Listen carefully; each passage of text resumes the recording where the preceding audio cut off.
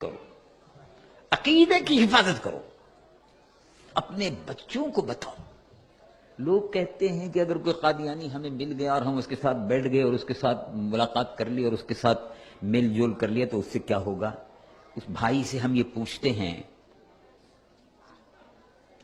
کہ اگر کوئلے کی دکان پر بیٹھ جاؤ تو میرے بھائی میری بہن کوئلے کی کوئلے کی دکان پر کوئلے کی دکان پر کوئلہ کالا ہوتا ہے، اس کا برادہ بھی جھڑتا ہے، تو کوئلے کی دکان پر بیٹھنے سے بھائی کپڑے کا کالا میل آتا ہے کہ نہیں آتا؟ کہتے ہیں کہ آتا ہے۔ اور کتے کے پاس اگر کوئی بیٹھے گا تو کتے کے منہ میں سے رال ٹپکتی ہے، وہ تھوک لگے گا یا نہیں لگے گا؟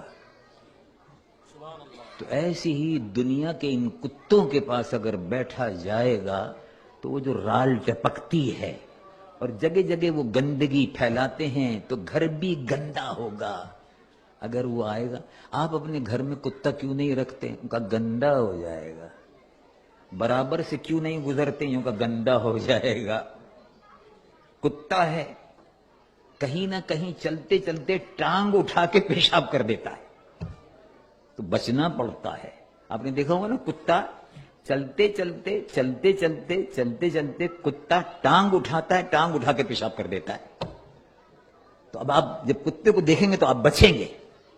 ایسے ہی جن سے ایمان پر گندگی کے چھینٹے لگے، جن سے ایمان پر گندگی کے چھینٹے لگے، جن سے ایمان صاف ستھرا ہے اس پر کوئلے کے چھینٹے پڑیں، کوئلے کے برادہ پڑے اور کالک لگے، اس کو ایمان کو بچاؤ۔ صاف ستھرا نور محمدی صلی اللہ علیہ وسلم سے بھرا ہوا ایمان ملا ہے، اس ایمان کو صاف ستھرا رکھو اور رسول اللہ حضور پر نور محمد رسول اللہ صلی اللہ علیہ وسلم کی محبت سے اس ایمان کو اپنے روشن رکھو، اس عقیدے کی حفاظت کرو۔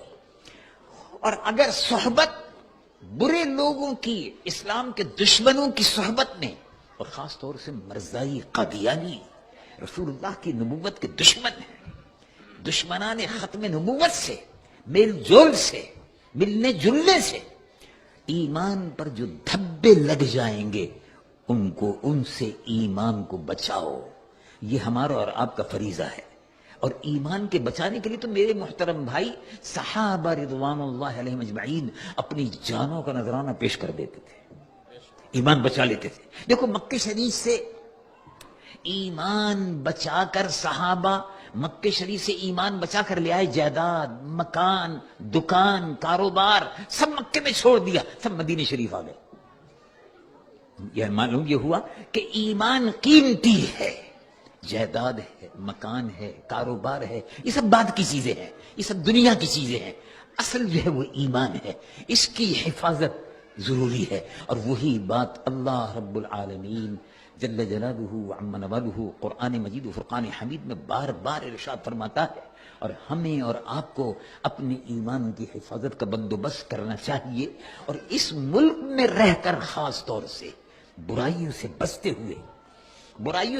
ہوئے ایمان کی حفاظت کرتے ہوئے جب آپ قیامت کے دن حضور کے دربار میں پیش ہوں گے، قبر میں حضور کے سامنے پیش ہوں گے، تو آپ یقین رکھیں کہ جو ایمان کا نور آپ لے کر گئے ہیں، حضور پر نور محمد رسول اللہ صلی اللہ علیہ وسلم کی شفاعت کے آپ حقدار ہوں گے۔ اللہ تبارک و تعالی مجھ گنہگار و سیاہکار کو بھی، آپ کے اور ہمیں سب کو عقیدہ ختم نبوت کی حفاظت کی توفیق و سعادت عطا فرمائے، اور عقیدہ ختم نبوت کے تحفظ کے لیے مسجدوں کی حفاظت، جامعہ کی حفاظت، دارالعلوم کی حفاظت، یہ سب مرکز ہے، ان سب کی حفاظت یہ بھی ایمان کا حصہ ہے۔ اب ہم کھڑے ہوں اور دربار